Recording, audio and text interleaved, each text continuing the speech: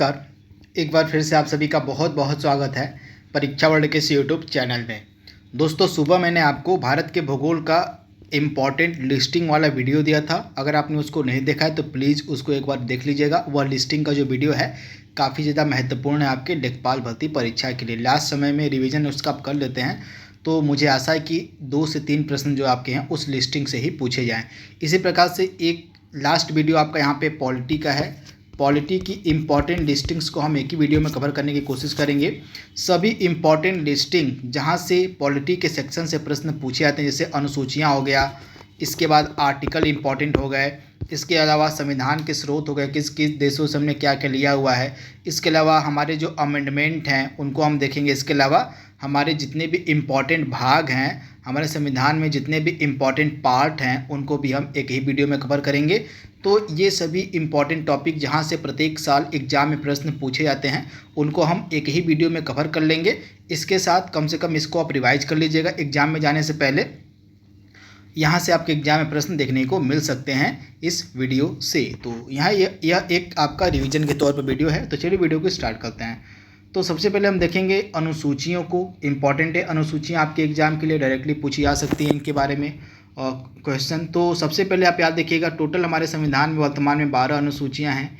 तो पहली चीज़ आपको याद रखनी है। तथा जब स्टार्टिंग में हमारा संविधान बनकर तैयार हुआ था तो उस समय जो है टोटल 8 अनुसूचियाँ थी, तो इनके बारे में आपको याद रखना है। लेकिन वर्तमान में 12 अनुसूचियाँ हमारे संविधान में है, तो इसके बारे में आपको याद रखना है। पहली अनुसूची में क्या प्रावधान है ये आप देख लीजिए यहाँ पे। तो राज्यों के नाम एवं उनके न्यायिक क्षेत्र, संघ राज्य क्षेत्रों के नाम एवं उनकी सीमाएं, ये इम्पॉर्टेंट प्रावधान आपको मिलेंगे फर्स्ट शेड्यूल में, प्रथम अनुसूची में। तो इसको आप याद कर लीजिएगा। दूसरी अनुसूची में क्या प्रावधान है, तो निम्नलिखित पदाधिकारियों के वेतन हो गया, भत्ता हो गया, पेंशन आदि से जुड़े प्रावधान जो आपको मिलेंगे दूसरी अनुसूची में। यानी कि नीचे जो भी ये पदाधिकारी आपको दिख रहे हैं ना, इनसे, इनके वेतन से जुड़े, इनके भत्तों से जुड़े और इनके पेंशन से जुड़े जो प्रावधान हैं आपको दूसरी अनुसूची में मिलेंगे। तो ये पदाधिकारी कौन कौन है, हमारे राष्ट्रपति जी हो गए, भारत के राज्यपाल हो गए, लोकसभा के अध्यक्ष और उपाध्यक्ष हो गए, राज्यों के सभापति और मतलब राज्यों के सभापति और आपके उपसभापति हो गए। यहाँ पे राज्यों ने राज्यसभा कर लीजिएगा, राज्यसभा के सभापति आपका हो जाएगा ना, राज्यसभा के सभापति और उपसभापति आपके हो गए। इसके बाद राज्य विधानसभा के अध्यक्ष और उपाध्यक्ष हो गए। एक चीज़ आप ध्यान दीजिएगा, हमारे जो वाइस प्रेसिडेंट होते हैं ये जो हैं राज्यसभा के सभापति के तौर पर अपना वेतन, भत्ता और पेंशन ग्रहण करते हैं, न कि उपराष्ट्रपति के पद का। तो इसके बारे में आपको याद रखना, आपसे पूछा जा सकता है। तो हमारे जो उपराष्ट्रपति होते हैं ये राज्यसभा के सभापति का वेतन, भत्ता और पेंशन ग्रहण करते हैं। तो ये फैक्ट आपको याद रखना है। इसके बाद यहाँ पे आप राज्य विधानसभाओं के अध्यक्ष और उपाध्यक्ष हो गए, राज्य विधान परिषदों के सभापति और उपसभापति हो गए, और सर्वोच्च न्यायालय के न्यायाधीश हो गए, उच्च न्यायालयों के न्यायाधीश हो गए।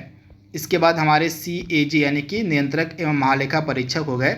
ये इम्पॉर्टेंट हमारे पदाधिकारी हैं और इनके वेतन, भत्तों और पेंशन आदि से जुड़े जो प्रावधान हैं आपको सेकेंड शेड्यूल में मिलेंगे, दूसरी अनुसूची में मिलेंगे।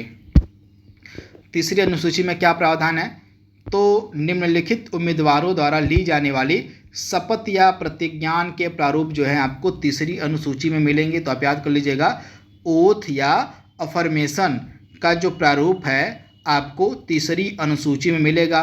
किन किन पदाधिकारियों के ओथ और अफर्मेशन का प्रारूप इसमें रखा गया तीसरी अनुसूची में, तो संघ के सभी मंत्री, संसद के लिए निर्वाचन हेतु अभ्यर्थी, संसद के सदस्य, सुप्रीम कोर्ट के न्यायाधीश, CAG यानी कि हमारे नियंत्रक एवं महालेखा परीक्षक, हमारे राज्यों के मंत्री हो गए। इसके बाद राज्य विधानमंडल के चुनाव के अभ्यर्थी हो गए, राज्य विधानमंडल के चुनाव के अभ्यर्थी हो गए। इसके बाद राज्य विधानमंडल के सदस्य हो गए और हाई कोर्ट के न्यायाधीश हो गए। इतने इम्पॉर्टेंट पदाधिकारी हो गए। इनके जो हैं ओथ या अफर्मेशन का जो प्रारूप है आपको थर्ड शेड्यूल में मिलेगा, तीसरी अनुसूची में मिलेगा। इसमें आपने एक नाम मिस किया होगा, वो है राष्ट्रपति जी का। तो उसके लिए अलग से प्रावधान है। तीसरी अनुसूची में राष्ट्रपति जी के ओथ का जो प्रारूप है वह सम्मिलित नहीं है, उसके लिए अलग से प्रावधान है राष्ट्रपति के ओथ का जो प्रावधान है वो आर्टिकल 66 में है, तो इसको आप याद कर लीजिएगा। अलग से राष्ट्रपति जी के लिए ओथ का प्रावधान किया गया है, तो तीसरी अनुसूची में राष्ट्रपति जी के ओथ का प्रारूप सम्मिलित नहीं है, तो ये भी आपसे एग्जाम में पूछा जा सकता है, तो इसके बारे में आपको याद रखना है। राष्ट्रपति जी इसमें सम्मिलित नहीं है तीसरी अनुसूची में, तो ये फैक्ट आपसे डायरेक्टली पूछा जा सकता है MCQs के फॉर्म में। यहाँ पे आर्टिकल 60 है ना कि 66 है आपका, यहाँ पे आर्टिकल 60 है, तो आर्टिकल 60 में जो है राष्ट्रपति जी के शपथ का प्रारूप आपको मिलेगा, तो इसके बारे में आपको याद रखना है, इम्पॉर्टेंट है। संविधान में राष्ट्रपति के शपथ का जो प्रारूप है अनुच्छेद 60 में दिया गया है, तो इसके बारे में आपको याद रखना है। अनुच्छेद आर्टिकल 60 की यहाँ पे हम बात कर रहे हैं, जबकि अन्य पदाधिकारी जिनके नाम मैंने यहाँ पे बताए हैं तथा संसद या राज्य विधानमंडल के जितने भी सदस्य होते हैं उनके प्रारूप और उनके शपथ का जो प्रारूप है आपको तीसरी अनुसूची में मिलेगा, बजाय सिवाय किसके, राष्ट्रपति जी के। राष्ट्रपति जी के शपथ का जो प्रारूप है अनुच्छेद 60 में दिया गया है, आर्टिकल 60 में दिया गया है, तो ये चीज़ आपको पता होनी चाहिए। चौथी अनुसूची की बात यहाँ पे अगर हम करें तो राज्यों और यूटीज के लिए राज्यसभा में सीटों का आवंटन, ये प्रावधान आपको मिलेगा चौथी अनुसूची में। तो आपका जो चौथी अनुसूची है इसमें राज्यों और केंद्र शासित प्रदेशों के लिए राज्यसभा में सीटों के आवंटन का प्रावधान किया गया है। पाँचवीं अनुसूची में क्या है, तो अनुसूचित और जनजाति क्षेत्रों के प्रशासन तथा नियंत्रण के बारे में जो उपबंध है आपको पाँचवीं अनुसूची में मिलेगा, तो आप इसे याद कर लीजिएगा। अनुसूचित क्षेत्रों और अनुसूचित जनजातियों के प्रशासन और तथा प्रशासन तथा नियंत्रण के बारे में जो उपबंध है आपको जो है पाँचवीं अनुसूची में मिलेगा, तो इसके बारे में आपको याद रखना है। और इसके बाद यहाँ पे और छठवीं अनुसूची की अगर हम यहाँ पे बात करें तो इसमें जो 4 राज्य हैं आपके एग्जाम के लिए काफ़ी इंपॉर्टेंट है। असम हो गया, मेघालय हो गया, त्रिपुरा हो गया और मिजोरम हो गया। इन राज्यों के जनजातीय क्षेत्रों के प्रशासन के बारे में जो उपबंध है आपको छठवीं अनुसूची में मिलेगा। तो ये 4 राज्य आपके एग्जाम के लिए डायरेक्टली इंपॉर्टेंट हैं, तो आपसे डायरेक्टली एग्जाम में MCQs के फॉर्म में पूछ लेगा कि छठी अनुसूची में निम्नलिखित में से कौन सा राज्य नहीं सम्मिलित है। 3 राज्य आपको दिया रहेगा और चौथा राज्य गलत दे देगा, तो उसको आपको पहचानना होगा। तो ये 4 राज्य आप याद कर लीजिएगा, असम, मेघालय, त्रिपुरा और मिजोरम, ये आपके 4 राज्य हैं जो कि छठी अनुसूची में सम्मिलित हैं, इनके बारे में आपको याद रखना है। 7वीं अनुसूची का संबंध जो है संघ राज्य और समवर्ती सूची में शामिल विषय से है, तो आप याद कर लीजिएगा। संघ सूची में वर्तमान में कितने विषय आपके हैं, तो संघ सूची में वर्तमान में जो है 100 विषय हैं, पहले इसमें 97 विषय हुआ करते थे। राज्य सूची में वर्तमान में 61 विषय हैं, पहले इसमें 66 विषय हुआ करते थे। कंकरेंट लिस्ट यानी कि समवर्ती सूची में वर्तमान में 52 विषय हैं, पहले इसमें 47 विषय हुआ करते थे, तो इसके बारे में आपको याद रखना है, इम्पॉर्टेंट है। इसके बाद 8वीं अनुसूची की अगर हम बात करें तो संविधान द्वारा मान्यता प्राप्त जो भाषाएं हैं वो आपकी 8वीं अनुसूची में रखी गई हैं। वर्तमान में इसमें टोटल 22 भाषाएं हैं, इसको आपको याद रखना है। बोडो, डोगरी, मैथिली और संथाली को जो है 2003 के 92वें संशोधन अधिनियम के द्वारा इसमें ऐड किया गया था, इसमें जोड़ा गया था, तो इसके बारे में आपको याद रखना इंपॉर्टेंट है। 9वीं अनुसूची की अगर हम बात करें तो फर्स्ट अमेंडमेंट यानी कि पहले संविधान संशोधन अधिनियम जो हुआ था आपका 1951, उसी के तहत जो है हमारे भारतीय संविधान में जो है 9वीं अनुसूची जोड़ी गई थी तथा यह भूमि सुधार से संबंधित थी 9वीं अनुसूची, तो इसके बारे में आपको याद रखना है। पहला संविधान संशोधन अधिनियम 1951 के तहत 9वीं अनुसूची को जोड़ा गया था। और 10वीं अनुसूची हमारी क्या कह रही है देख लेते हैं यहाँ पे। 10वीं अनुसूची का है संबंध दल बदल कानून के आधार पर संसद और विधानसभा के सदस्यों की निहरता के बारे में उपबंध किया गया है 10वीं अनुसूची में। तथा आपकी जो 10वीं अनुसूची है 52वें संविधान संशोधन अधिनियम 1985 के तहत जोड़ी गई थी, ऐड करी गई थी, तो इसको जो है हम एंटी डिफेक्शन लॉ के नाम से भी जानते हैं, दल बदल विरोधी कानून के नाम से भी जानते हैं इस 10th शेड्यूल को, 10वीं अनुसूची को, तो इसके बारे में आपको याद रखना है। बहुत ही ज़्यादा महत्वपूर्ण आपका यह है 10वीं अनुसूची। इसके बाद तो ये आपका 52वां संविधान संशोधन अधिनियम है 1985 के तहत इसको ऐड किया गया था। इसके बाद अगला इंपॉर्टेंट है 11वीं और 12वीं बहनें, इसके बारे में बहुत बार आपको पढ़ाया गया है। तो पंचायतों की शक्तियों, प्राधिकार व जिम्मेदारियों का जो प्रावधान है आपको मिलेगा 11वीं अनुसूची में। 11वीं अनुसूची जो है आपके 73वें संविधान संशोधन अधिनियम 1992 के तहत जोड़ी गई थी। इसमें टोटल 29 विषय हैं, तो इनको आप याद कर लीजिएगा। पंचायतों से रिलेटेड आपकी 11वीं अनुसूची है। इसके बाद 12वीं अनुसूची आप जो है आपके नगर पालिकाओं की शक्तियों, प्राधिकार और जिम्मेदारियों से रिलेटेड, इसमें टोटल आपको 18 विषय मिलेंगे तथा 74वें संविधान संशोधन अधिनियम 1992 के द्वारा जो है 12वीं अनुसूची को ऐड किया गया था, जोड़ा गया था। तो यहाँ पे हमने 12 अनुसूची जो हमारी थी उनको हमने कवर कर लिया है, देख लिया है। अब हम इम्पॉर्टेंट प्रावधानों को देखेंगे, संविधान के स्रोत को देखेंगे। यहाँ से प्रश्न कई बार एग्जाम में डायरेक्टली पूछे जाते हैं। तो सबसे पहले ये देख लेते हैं भारत शासन अधिनियम 1935 के तहत क्या क्या स्रोत हमारे संविधान में लिए गए हैं। तो संघीय तंत्र हो गया, राज्यपाल का कार्यकाल हो गया, न्यायपालिका हो गई, लोक सेवा आयोग हो गया, आपातकालीन उपबंध हो गए और प्रशासनिक विवरण। ये सभी इम्पॉर्टेंट जो प्रावधान हैं ये डायरेक्टली कहाँ से लिए गए हैं, तो भारत शासन अधिनियम 1935 से लिए गए हैं हमारे संविधान में। तो ये फैक्ट आपको याद रखना है। इसके बाद ब्रिटेन के संविधान से हमने क्या क्या लिया है देख लेते हैं। यहाँ पे संसदीय शासन प्रणाली हो गया, विधि का शासन हो गया, विधायी प्रक्रिया हो गया, इनको आप याद रखिएगा। इसके बाद एकल नागरिकता हो गया, मंत्रिमंडल प्रणाली हो गई, परमाधिकार लेख हो गया, संसदीय विशेषाधिकार व द्विसदनवाद। ये इम्पॉर्टेंट जो प्रावधान है हमने कहाँ से लिया है, तो इनको हमने लिया है ब्रिटेन के संविधान से। तो इसके बारे में आपको याद रखना है।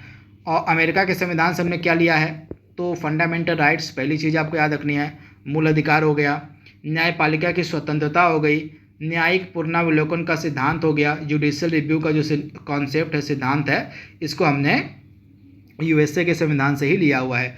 उपराष्ट्रपति का पद हो गया, उच्चतम न्यायालय और उच्च न्यायालय के न्यायाधीशों के पद से हटाया जाने वाला जो प्रावधान हो गया। और इसके बाद राष्ट्रपति पर महाभियोग हो गया और उद्देशिका का विचार। ये इम्पॉर्टेंट जो प्रावधान है आपको मिलेंगे यूएसए के संविधान से लिए गए हैं।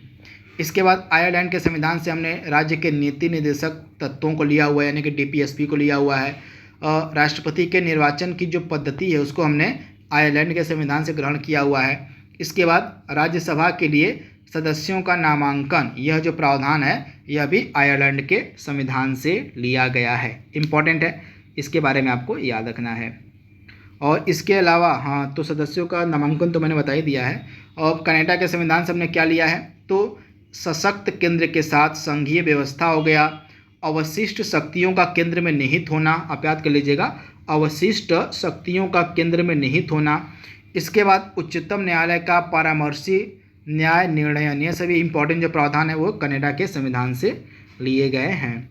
और इसके बाद राज्यपाल की जो नियुक्ति है ना, उसको भी हमने कनाडा के संविधान से ही लिया हुआ। तो राज्यपाल की नियुक्ति का जो प्रावधान है वह भी कनाडा के संविधान से ही ग्रहण किया गया है। तो यहाँ पे राज्यपाल की नियुक्ति तो आपकी होगी कहाँ से, राज्यपाल की नियुक्ति कनाडा के संविधान से। और राज्यपाल का जो कार्यकाल है आपका हमने भारत शासन अधिनियम 1935 से लिया हुआ है। तो आपको दोनों याद रखना है। अगर राज्यपाल का कार्यकाल पूछ लो तो यहाँ पे आप देख पा रहे हैं राज्यपाल का कार्यकाल हमने कहाँ से ग्रहण किया हुआ है, तो राज्यपाल का जो कार्यकाल है ये प्रावधान हमने सीधे भारत शासन अधिनियम 1935 से लिया हुआ है। और राज्यपाल की नियुक्ति का जो प्रावधान है यह कहाँ से ग्रहण किया गया है, तो कनाडा के संविधान से ग्रहण किया गया है। तो ये चीज़ आपको पता होनी चाहिए। ऑस्ट्रेलिया के संविधान से हमने कौन कौन से प्रावधान लिए हैं, तो कंकरेंट लिस्ट हो गया, समवर्ती सूची हो गई। इसके बाद व्यापार, वाणिज्य और समागम की स्वतंत्रता हो गई। इसके बाद और ज्वाइंट सेशन का जो प्रावधान है, संसद के दोनों सदनों की संयुक्त बैठक का जो प्रावधान है उसको भी हमने ऑस्ट्रेलिया के ही संविधान से लिया हुआ है। इसके बाद जर्मनी का जो वाइमर कॉन्स्टिट्यूशन था, वाइमर संविधान था, इससे हमने आपातकाल के समय मूल अधिकारों के स्थगन से संबंधित जो प्रावधान है उनको लिया था। तो इसको आप याद कर लीजिएगा, इंपॉर्टेंट है। पूर्व का जो आपका सोवियत संघ था इससे हमने लिया था फंडामेंटल राइट्स और फंडामेंटल ड्यूटीज़ को मूल कर्तव्यों को जो है हमने लिया था यूएसएसआर से। इसके बाद प्रस्तावना, यानी कि हमारा जो प्रियम्बल है, प्रियम्बल में जो सामाजिक, आर्थिक और राजनीतिक न्याय का जिक्र है ना, इसको हमने यूएसएसआर के संविधान से ही लिया हुआ है। बहुत बार इसके बारे में प्रश्न पूछा गया है कि हमारी जो प्रस्तावना है उसमें कितने प्रकार के न्याय का जिक्र है। तो हमारी प्रस्तावना में 3 प्रकार के न्याय का जिक्र है। सामाजिक, आर्थिक और राजनीतिक। और इन 3 न्याय के आदर्श को हमने कहाँ से ग्रहण किया हुआ है? तो यूएसएसआर के संविधान यानी कि पूर्व का जो आपका सोवियत संघ था उसके संविधान से हमने इसको लिया हुआ था। तो ये फैक्ट आपको याद रखना है। इसके अलावा फंडामेंटल ड्यूटीज़ का जो कॉन्सेप्ट है इसको भी हमने कहाँ से लिया हुआ है? तो पूर्व सोवियत संघ के संविधान से लिया हुआ। तो ये फैक्ट आपको याद रखना है साथ में। अब फ्रांस के संविधान से हमने क्या लिया हुआ है? काफ़ी महत्वपूर्ण है, गणतंत्रात्मक व्यवस्था तो हो गई। और इसके अलावा प्रस्तावना में आपको मिलेगा स्वतंत्रता, समता और बंधुत्व का आदर्श। तो ये भी हमने लिया हुआ है फ्रांस के संविधान से, यानी कि लिबर्टी, इक्वलिटी और फ्रेटर्निटी, स्वतंत्रता, समानता और बंधुत्व का जो आदर्श है इसको भी हमने फ्रांस के संविधान से ही लिया हुआ है। काफ़ी महत्वपूर्ण है।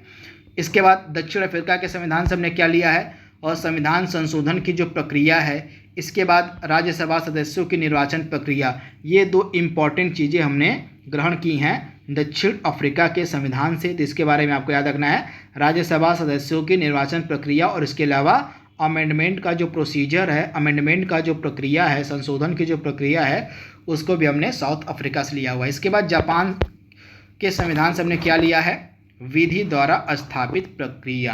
तो यहाँ पे हमने संविधान के इम्पॉर्टेंट स्रोत को देख लिया है। आई होप यह वीडियो आपको पसंद आ रहा होगा।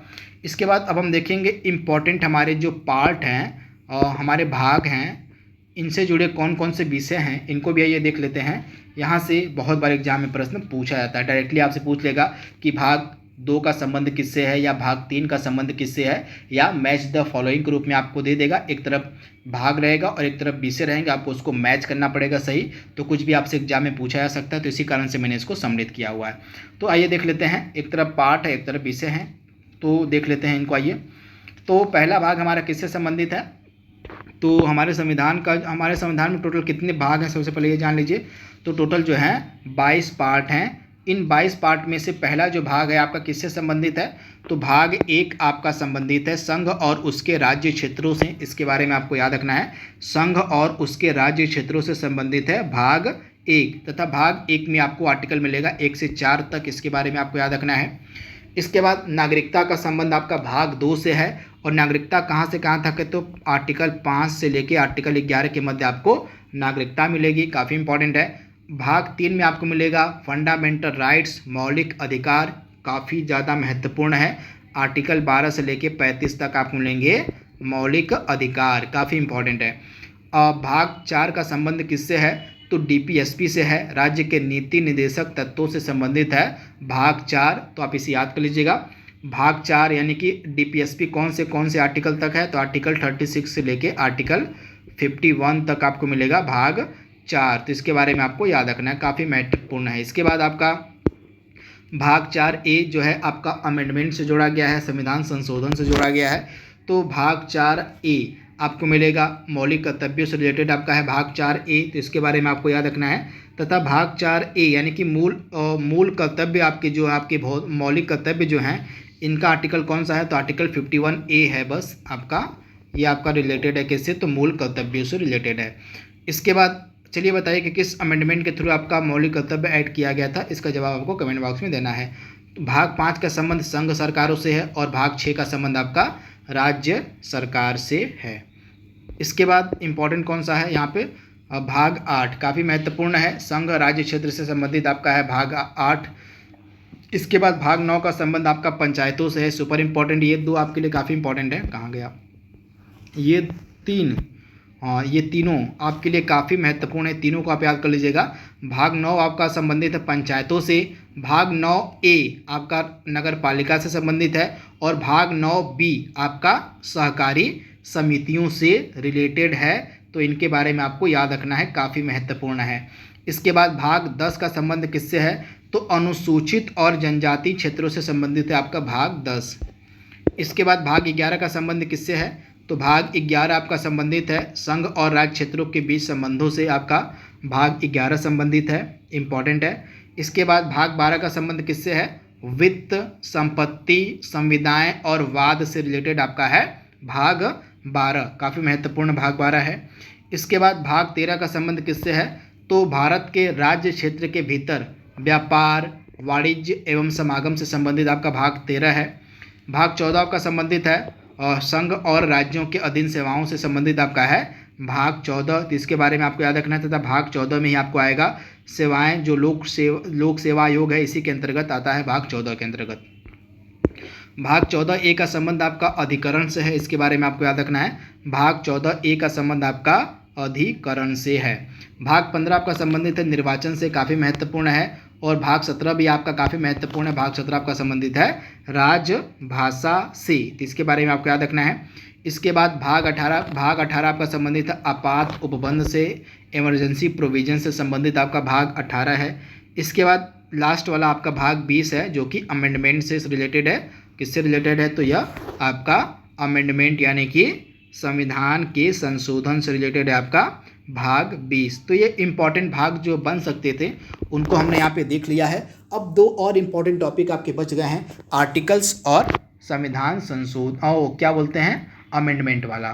तो आर्टिकल्स को आइए देख लेते हैं। जो इम्पॉर्टेंट आर्टिकल्स बन सकते थे केवल मैंने उन्हीं को सम्मिलित किया हुआ है, और ज़्यादा समय वेस्ट न करते हुए आइए देख लेते हैं कौन कौन से आर्टिकल मैंने इसमें सम्मिलित किए हुए हैं। तो सिर्फ इम्पॉर्टेंट आर्टिकल्स को यहाँ पे हम अब करेंगे। तो आर्टिकल 1 क्या कहता है? संघ का नाम एवं राज्य क्षेत्रों से संबंधित है आपका आर्टिकल 1, तो इसके बारे में आपको याद रखना है। अनुच्छेद 1 का संबंध है संघ का नाम और राज्य क्षेत्रों से। आर्टिकल 3 क्या कहता है? नए राज्यों का निर्माण और वर्तमान राज्यों के क्षेत्रों, सीमाओं या नामों में परिवर्तन से संबंधित और परिवर्तन जो है किया जा सकता है आर्टिकल 3 के अंतर्गत, इसके बारे में आपको याद रखना है। तथा नागरिकता आपको मिलेगी आर्टिकल 5 से लेके 11 के मध्य जो है आपको नागरिकता मिलेगी। इसमें ज़्यादा प्रश्न नहीं पूछा जाता है, तो बस आप इतना याद कर लीजिए कि किस आर्टिकल से किस आर्टिकल के मध्य आपको नागरिकता मिलेगी। तो 5 से लेके 11 के मध्य आपको नागरिकता मिलेगी। इसके बाद मूल अधिकार के आर्टिकल काफ़ी इंपॉर्टेंट, यहाँ से मूल अधिकार के आर्टिकल आपके स्टार्ट हो गए। तो आर्टिकल 13 क्या कहता है? आर्टिकल 13 आपका कहता है मूल अधिकारों के असंगत या उनका अल्पीकरण करने वाली जो विधियां हैं उनका जो जिक्र आपको आर्टिकल 13 मिलेगा, यानी कि मूल अधिकारों को असंगत या उनका अल्पीकरण करने वाली जो विधियां हैं उनका जिक्र आपको मिलेगा आर्टिकल 13 में। इसके अलावा आर्टिकल 14 आपका संबंधित है विधि के समक्ष समता की बात करता है आपका आर्टिकल 14, यानी कि कानून के समक्ष सब समान है, इसकी बात करता है आर्टिकल 14। आर्टिकल 15 धर्म, मूल वंश, जाति, लिंग या जन्मस्थान के आधार पर भेदभाव नहीं, यह प्रावधान आपका है आर्टिकल 15। आर्टिकल 15 क्या प्रावधान करता है कि धर्म, मूल वंश, जाति, लिंग या जन्मस्थान के आधार पर भेदभाव नहीं किया जाएगा, तो इसको आप याद रखिएगा। आर्टिकल 16 क्या कहता है? लोक नियोजन के विषय में अवसर की समानता, आप याद कर लीजिएगा, यानी कि लोक नियोजन के विषय में अवसर की समानता की बात करता है आर्टिकल 16। आर्टिकल 17 आपका अनटचेबिलिटी यानी कि अस्पृश्यता के अंत की बात करता है आपका आर्टिकल 17। और आर्टिकल 18 आपका उपाधियों के अंत की बात करता है, तो इसके बारे में आपको याद रखना है। इसके बाद मैं एक चीज़ आपको बता दूं, जो हमारे फंडामेंटल राइट्स हैं, टोटल कितने फंडामेंटल राइट्स का जिक्र है ये आपसे पूछा जा सकता है। तो एक बार थोड़ा सा वीडियो को और थोड़ा सा बीच में रोकते हैं और बता देता हूँ मैं आपको पूरे फंडामेंटल राइट्स के कौन कौन से फंडामेंटल राइट्स हमारे संविधान में सम्मिलित हैं, उनको आप एक बार देख लीजिएगा। इनसे भी एग्जाम में प्रश्न आपसे पूछे जा सकते हैं। तो चलिए स्टार्ट करते हैं। तो टोटल हमारे कितने फंडामेंटल राइट्स हैं? टोटल 6 फंडामेंटल राइट्स हैं। कहाँ से कहाँ तक है मैंने आपको बता दिया था, आर्टिकल 12 से लेके आर्टिकल 35 तक आपको मिलेंगे फंडामेंटल राइट्स। इसमें से पहला जो आपका फंडामेंटल राइट्स है वो है समता का अधिकार। समता का अधिकार कहाँ से कहाँ तक है? तो अनुच्छेद 13 से लेके आपको अनुच्छेद 18 तक मिलेगा समता का अधिकार। इसके बाद अनुच्छेद 19 से लेके अनुच्छेद जो है आपको 22 तक मिलेगा किसका अधिकार? तो स्वतंत्रता का अधिकार। इसके बाद अनुच्छेद 23 से लेके अनुच्छेद 24 के बाद आपको मिलेगा शोषण के विरुद्ध अधिकार। इसके बाद अनुच्छेद जो है आपका 25 से लेके 28 के बाद, अनुच्छेद 25 से लेके 28 के बाद आपको मिलेगा धर्म की स्वतंत्रता का अधिकार। उसके बाद अनुच्छेद 29 से लेके 30 के मध्य आपको मिलेगा सांस्कृतिक और शैक्षिक अधिकार। और इसके बाद अनुच्छेद 32 जो है यह संवैधानिक उपचारों का अधिकार है। तो ये टोटल 6 प्रकार के मूल अधिकारों का जिक्र है, तो इनको आप याद कर लीजिएगा, इंपॉर्टेंट है, डायरेक्टली आपसे पूछा जा सकता है इनके बारे में। आइए आर्टिकल के ऊपर चलते हैं। तो आर्टिकल 19 किसकी बात करता है? वाक स्वतंत्रता आदि विषय कुछ अधिकार का संरक्षण है कि फ्रीडम ऑफ स्पीच की बात आपका करता है आर्टिकल 19, आर्टिकल 19, अनुच्छेद 19। इसके अंतर्गत यानी कि अभिव्यक्ति की स्वतंत्रता का जो जिक्र है आपको मिलेगा आर्टिकल 9 में। इसके अंतर्गत 6 अधिकारों को सम्मिलित किया गया है। ये 6 अधिकार आपको लाइन से याद रखने हैं, आपसे पूछे जा सकते हैं। तो पहला आपका हो गया वाक एवं अभिव्यक्ति की स्वतंत्रता। दूसरा आपका हो गया शांतिपूर्ण तथा हथियार रहित सम्मेलन करने की स्वतंत्रता। इसके बाद संघ या सहकारी समिति बनाने का अधिकार हो गया। इसके बाद भारत के राज्य क्षेत्र में अबाध संचरण करने का अधिकार हो गया। ये सभी अधिकार आपको मिलेंगे आर्टिकल 19 में। इसके बाद 5वां वाला क्या है, तो 5वां आपका यहाँ पे दिया गया है भारत के किसी भी क्षेत्र में निवास करने व बस जाने का अधिकार। और इसके बाद कोई वृत्ति, उपजीविका, व्यवसाय या व्यापार करने का अधिकार। ये इंपॉर्टेंट 6 अधिकार हैं जो आपको मिलेंगे आर्टिकल 19 में। इनको लाइन वाइज आप याद रखिएगा, इनसे एग्जाम में प्रश्न आपसे पूछा जा सकता है। तो अभिव्यक्ति की स्वतंत्रता की बात करता है आपका आर्टिकल 19, आर्टिकल 19। इसके बाद आपका आर्टिकल आता है 20, अपराध के लिए दोषसिद्धि के संबंध में जो संरक्षण है, इसका जिक्र आपको मिलेगा आर्टिकल 20 में। तो बस इतनी चीज़ें आपको याद रखनी है। यहाँ पे हम ज़्यादा डिटेल में बात नहीं करेंगे। ज़्यादा डिटेल में अगर हम वीडियो को खींचेंगे तो जो बहुत ही लंबा वीडियो हो जाएगा और उतना हमारे पास समय है नहीं। इसके बाद आर्टिकल 21 किसकी बात करता है, प्राण एवं दैहिक स्वतंत्रता का संरक्षण करता है आपका आर्टिकल 21। तो आप इसे याद कर लीजिएगा। इसके बाद आर्टिकल 21A प्रारंभिक शिक्षा का अधिकार से रिलेटेड आपका आर्टिकल 21A है। यह आपका अमेंडमेंट के थ्रू जोड़ा गया था। चलिए बताइए कि किस अमेंडमेंट के थ्रू इसको ऐड किया गया था। आर्टिकल 23 और आर्टिकल 24 आपके एग्जाम के लिए काफ़ी ज़्यादा महत्वपूर्ण है। बहुत बार एग्जाम इनसे प्रश्न पूछा जाता है। तो आर्टिकल 23 जो है मानव दुर्व्यापार एवं बलात् श्रम का निषेध करता है। आर्टिकल 24 यह कहता है कि कारखानों में जो आपके कारखाने हैं उनमें बालकों के नियोजन पर प्रतिषेध, यानी कि बालकों का नियोजन नहीं किया जाएगा। कम यानी कि 14 वर्ष से कम उम्र के बालकों को जो है कारखानों आदि में काम नहीं दिया जाएगा, ऐसी बात करता है आर्टिकल 24। इसके बारे में आपको याद रखना है। यह जो आपका आर्टिकल 23 और 24 है यह शोषण के विरुद्ध अधिकार से रिलेटेड है। आर्टिकल 25 का संबंध किससे है, तो अंतःकरण की और धर्म की अबाध रूप से मानने, आचरण और प्रचार करने की स्वतंत्रता का जिक्र आपको मिलेगा आर्टिकल 25 में। काफ़ी इंपॉर्टेंट है। अंतःकरण की और धर्म को अबाध रूप से मानने, आचरण और प्रचार करने की स्वतंत्रता का जो जिक्र है आपको मिलेगा आर्टिकल 25 में। आर्टिकल 29 और 30 काफ़ी ज़्यादा महत्वपूर्ण है। अल्पसंख्यक वर्गों की कोई विशेष भाषा, लिपि या संस्कृति को बनाए रखने का जो अधिकार है आपको मिलेगा आर्टिकल 19 में और आर्टिकल 29 में। और आर्टिकल 30 क्या कहता है, शिक्षा संस्थाओं की स्थापना एवं प्रशासन करने का अल्पसंख्यक वर्गों का अधिकार। तो इसके बारे में आपको याद रखना है, यानी कि अल्पसंख्यक वर्गों के अधिकारों से रिलेटेड आपका आर्टिकल 29 और 30 है। तो इसके बारे में आपको याद रखना है। आर्टिकल 32 काफ़ी ज़्यादा महत्वपूर्ण है, संवैधानिक उपचारों का अधिकार। ऊपर जो हमने जितने भी आर्टिकल फंडामेंटल राइट्स वाले पढ़े हैं, मूल अधिकार के जितने भी आर्टिकल हमने पढ़े हैं, अगर उन मूल अधिकारों का हनन होता है तो उन मूल अधिकारों को हम लागू करवाने के लिए आर्टिकल 32 के तहत डायरेक्ट सुप्रीम कोर्ट जा सकते हैं। तो इसी कारण से आर्टिकल 32 को हम कहते हैं संवैधानिक उपचारों का अधिकार। तो इसके बारे में आपको याद रखना है। इसके बाद वह कौन सा आर्टिकल है जिसके अंतर्गत हम अपने मौलिक अधिकारों को लागू करवाने के लिए हाई कोर्ट में जा सकते हैं, उस आर्टिकल का नाम आप हमें कमेंट बॉक्स में बताएंगे। इसके बाद आर्टिकल 39A, यहाँ से आपको DPSP के आर्टिकल स्टार्ट हो जाएंगे। राज्य के नीति निर्देशक सिद्धांतों के जो आर्टिकल हैं आपको यहाँ से स्टार्ट हो जाएंगे पढ़ना। तो निःशुल्क कानूनी सहायता उपलब्ध कराना, यह आपको आपका जो 42वां संविधान संशोधन अधिनियम 1976 के तहत ऐड किया गया था 39A वाला, यह निःशुल्क कानूनी सहायता उपलब्ध कराने की बात करता है गरीब वर्गों को, जो लोग सक्षम नहीं हैं कानूनी सहायता लेने के लिए, जिनके पास पैसे की कमी है, अवसर की कमी है, जो इस योग्य नहीं है कि वो जो है कानूनी सहायता प्राप्त कर सके, तो उन तक जो है निःशुल्क कानूनी सहायता पहुंचाना इसका मेन उद्देश्य होता है आर्टिकल 39A का। तो आप याद रखिएगा। आर्टिकल 40 काफ़ी महत्वपूर्ण है, ग्राम पंचायतों के संगठन की बात करता है आपका आर्टिकल 40। आर्टिकल 43 ख काफ़ी ज़्यादा महत्वपूर्ण है, सहकारी समितियों का उन्नयन आपका रिलेटेड आर्टिकल 43 ख से, तथा 97वां संविधान संशोधन अधिनियम 2011 के तहत जो है आपका ऐड किया गया था आर्टिकल 43A। तो इसके बारे में आपको याद रखना है, काफ़ी ज़्यादा महत्वपूर्ण है। 43B की यहाँ पे हम बात कर रहे हैं 43 ख की, तो आप याद कर लीजिएगा। सहकारी समितियों के उन्नयन से रिलेटेड आपका है 43 ख। आर्टिकल 44 आपका समान नागरिक संहिता से रिलेटेड है, यूनिफॉर्म सिविल कोड से रिलेटेड है।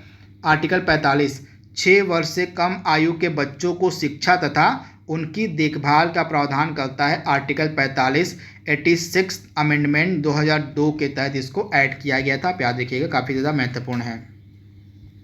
इसके बाद जो है 46 क्या कहता है, SC ST और अन्य दुर्बल वर्गों के शिक्षा व सामाजिक न्याय सुनिश्चित करता है आपका आर्टिकल 46। यानी कि आर्टिकल 46 जो है यह अनुसूचित जाति, अनुसूचित जनजाति और अन्य दुर्बल वर्गों के शिक्षा व सामाजिक न्याय को सुनिश्चित करने की बात करता है आर्टिकल 46। ये सभी आर्टिकल आपके DPSP के ही आर्टिकल हैं।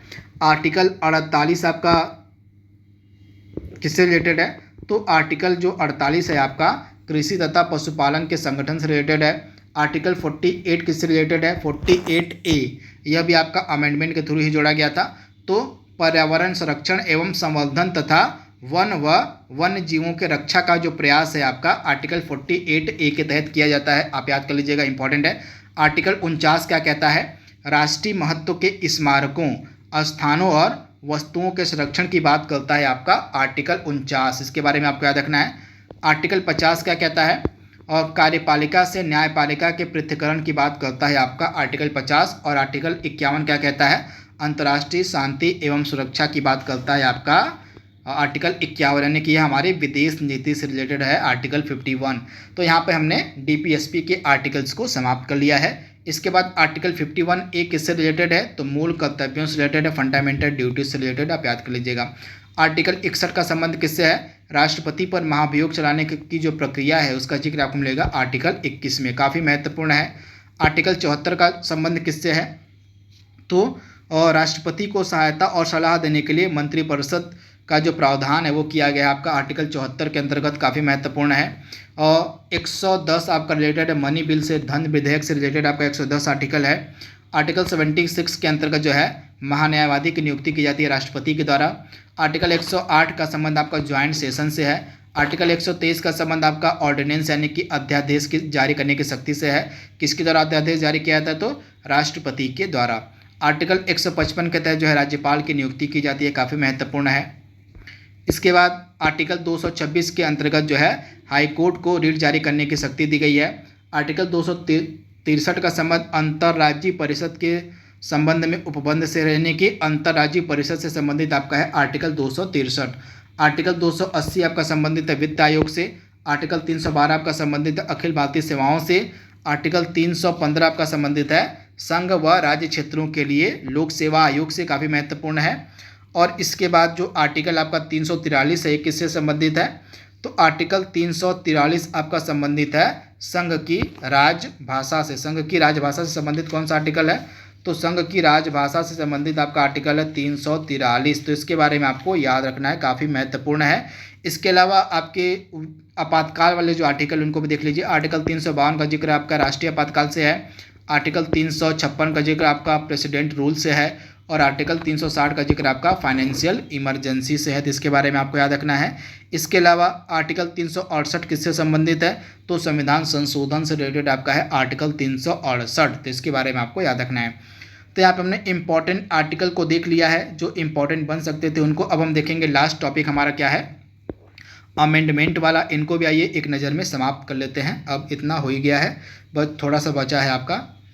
तो यहाँ पे प्रथम संविधान संशोधन अधिनियम की बात करें हम, तो यह किया गया था आपका 1951 में, भूमि सुधार से यह रिलेटेड है। और 9वीं अनुसूची जो है इसमें जोड़ी गई थी प्रथम संविधान संशोधन अधिनियम के तहत। इसके बाद 42वां संविधान संशोधन अधिनियम आपके एग्जाम के लिए काफ़ी ज़्यादा महत्वपूर्ण है, इसी से ही एग्जाम में प्रश्न पूछे जाते हैं लगातार। तो 1976 का यह अधिनियम है, इसको हम मिनी कॉन्स्टिट्यूशन यानी कि लघु संविधान कहते हैं। इसके अंतर्गत हमारी जो प्रियम्बल है, हमारी जो प्रस्तावना है, उसमें समाजवादी, पंथ निरपेक्ष और अखंडता शब्द ऐड किए गए थे, जोड़े गए थे। यानी कि समाजवादी मतलब सोशलिस्ट, पंथ निरपेक्ष मतलब सेक्युलर और अखंडता मतलब इंटीग्रिटी, ये तीनों जो शब्द हैं आपके जोड़े गए थे 42वें संविधान संशोधन अधिनियम 1976 के तहत, आप याद कर लीजिएगा। इसके बाद इसी अधिनियम के तहत ही फंडामेंटल ड्यूटीज़ को भी ऐड किया गया था 51A के तहत, इसके बारे में आपको याद रखना है। स्टार्टिंग में जब फंडामेंटल ड्यूटीज़ ऐड की गई थी तो टोटल जो है 10 ही ऐड की गई थी। इसके बाद जो 11वीं आपकी फंडामेंटल ड्यूटीज़ थी यानी कि मूल कर्तव्य थे, ये संविधान संशोधन जो आपका 86वां वाला हुआ था उसके तहत ऐड किए गए थे, शिक्षा के अधिकार वाला जो है, तो आप याद कर लीजिएगा, इंपॉर्टेंट है। इसके बाद 44वां संविधान संशोधन अधिनियम 1978 का भी काफ़ी इंपॉर्टेंट है। और राष्ट्रीय आपातकाल की उद्घोषणा का जो आधार है आंतरिक अशांति की जगह अब सशस्त्र विद्रोह कर दिया गया। आपको पता होगा 1975 में जो इंदिरा गांधी के कार्यकाल में इमरजेंसी लगाई गई थी वह आंतरिक अशांति के आधार पर ही लगाई गई थी। तो जब इमरजेंसी समाप्त होती है तो 1978 में एक अमेंडमेंट किया जाता है। इस अमेंडमेंट के तहत ही जो आंतरिक अशांति शब्द था उसको हटाकर सशस्त्र विद्रोह कर दिया गया। तो इसके बारे में आपको याद रखना कि अब जो राष्ट्रीय आपातकाल है वह सशस्त्र विद्रोह के आधार पर लगाया जाता है। तो इसके बारे में आपको याद रखना है किसके तहत यह चेंज किया गया था, तो 44वें संविधान संशोधन अधिनियम 1978 के तहत इसको ऐड किया गया था, जोड़ा गया था। इसके बाद संपत्ति का जो अधिकार जो पहले आपका हुआ करता था, संपत्ति का अधिकार पहले क्या था हमारा, यह फंडामेंटल राइट्स हुआ करता था संपत्ति का अधिकार, लेकिन 44वें संविधान संशोधन अधिनियम के तहत इसको कानूनी अधिकार बना दिया गया। तो ये फैक्ट आपको याद रखना है। 52वां संविधान संशोधन अधिनियम, अभी मैंने इसके बारे में बताया है। दल बदल संबंधी जो प्रावधान है आपको मिलेंगे 52वें संविधान संशोधन अधिनियम के तहत इसको ऐड किया गया था। 10वीं अनुसूची में आपको मतलब जो 10वीं अनुसूची थी इस अमेंडमेंट के तहत ऐड की गई थी, तथा यह जो आपका 10वीं अनुसूची है यह दल बदल कानून से रिलेटेड है। तो इसके बारे में आपको याद रखना है। 1985 में जो है यह अधिनियम आया था 52वां वाला। 61वां संविधान संशोधन अधिनियम 1988 का यह है। चुनाव में मतदान की आयु को 21 वर्ष से घटाकर 18 वर्ष कर दिया गया था, काफ़ी महत्वपूर्ण है। जो आपका 61वां संविधान संशोधन अधिनियम 1988 था, इसके तहत जो है चुनाव में मतदान करने की जो उम्र थी उसको 21 वर्ष से घटाकर 18 वर्ष कर दिया गया था। 73वां संविधान संशोधन अधिनियम और 74वां को मैंने आपको बता दिया है, यहाँ पे हम बात नहीं करेंगे, मैंने आपको बहुत बार इसके बारे में पढ़ाया हुआ, तो इसको आप देख लीजिएगा एक बार, 73वां और 74वां वाला। इसके बाद और 86वां संविधान संशोधन अधिनियम 2002 का काफ़ी इंपॉर्टेंट है। इसी के तहत जो आर्टिकल 21A है फंडामेंटल राइट्स वाला वो ऐड किया गया था, और इसी अमेंडमेंट के तहत ही जो शिक्षा का अधिकार था उसको मौलिक अधिकार बना दिया गया था। काफ़ी महत्वपूर्ण आप याद कर लीजिएगा। शिक्षा का अधिकार था उसको, जो शिक्षा का अधिकार को मौलिक अधिकार किस अमेंडमेंट के थ्रू बनाया गया, तो आपका जो अमेंडमेंट है 86वां संविधान संशोधन अधिनियम और जो था 2002 वाला, इसी के तहत जो है आर्टिकल 21A ऐड किया जाता है, और इसी के तहत जो शिक्षा का अधिकार था उसको बना दिया जाता है मूल अधिकार, मौलिक अधिकार। तो इसके बारे में आपको याद रखना है, काफ़ी महत्वपूर्ण यह है। इसके बाद जो आपका 86वां संविधान संशोधन अधिनियम था, इसके तहत जो आपका 51A आर्टिकल था, 51A जो आपका रिलेटेड है फंडामेंटल ड्यूटीज थे, इसमें जो है 11वां मौलिक कर्तव्य जोड़ा गया, और 11वां मौलिक कर्तव्य आपका शिक्षा से ही रिलेटेड था। तो इसके बारे में आपको याद रखना है। बस इतनी चीज़ें आप याद रखिए, ज़्यादा डिटेल में हम बात नहीं करेंगे यहाँ पे। इसके बाद आपका जो है 89th अमेंडमेंट आपका जो 2003 में किया गया था, यह रिलेटेड है ST यानी कि अनुसूचित जनजाति के लिए पृथक राष्ट्रीय आयोग की जो स्थापना है 89th अमेंडमेंट के तहत की गई थी। इसके बारे में आपको याद रखना है, इंपॉर्टेंट है।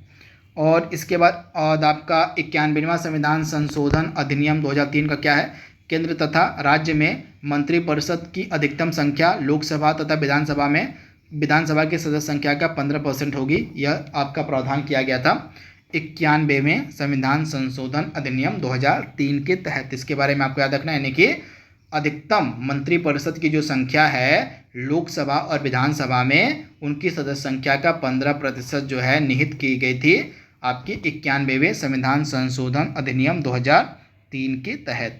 इसके बाद 97वां संविधान संशोधन अधिनियम 2011 वाला आपका सहकारी समितियों से रिलेटेड है। 100वां आपका रिलेटेड है भारत और बांग्लादेश के मध्य भूमि हस्तांतरण से। 101वां आपका रिलेटेड है जीएसटी से। जीएसटी हमारे देश में 1 जुलाई 2017 को लागू हुई थी। इसके बाद 102वां किससे रिलेटेड है? 102वां आपका रिलेटेड है राष्ट्रीय पिछड़ा वर्ग आयोग के संवैधानिक दर्जा देने से, यानी कि जो आपका राष्ट्रीय पिछड़ा वर्ग आयोग था इसको संवैधानिक दर्जा दिया गया था 102वां संविधान संशोधन अधिनियम 2018 के तहत। इसके बाद 103वां संविधान संशोधन अधिनियम 2019 वाला रिलेटेड है EWS से, यानी कि आर्थिक रूप से कमज़ोर जो सामान्य वर्ग के लोग हैं, इकोनॉमिक वीकर सेक्शन है, इनके लिए जो है 10% आरक्षण की जो व्यवस्था है ये 103वें संविधान संशोधन अधिनियम के तहत की गई थी। तो इसके बारे में आपको याद रखना है। तो इम्पॉर्टेंट लिस्टिंग का वीडियो हमने यहाँ पे कंप्लीट कर लिया है। आई होप ये वीडियो आपको पसंद आएगा, आपके आने वाले एग्जाम के लिए फ़ायदेमंद होगा। इसी उम्मीद के साथ इस वीडियो को समाप्त करते हैं और thanks for watching. Thank you.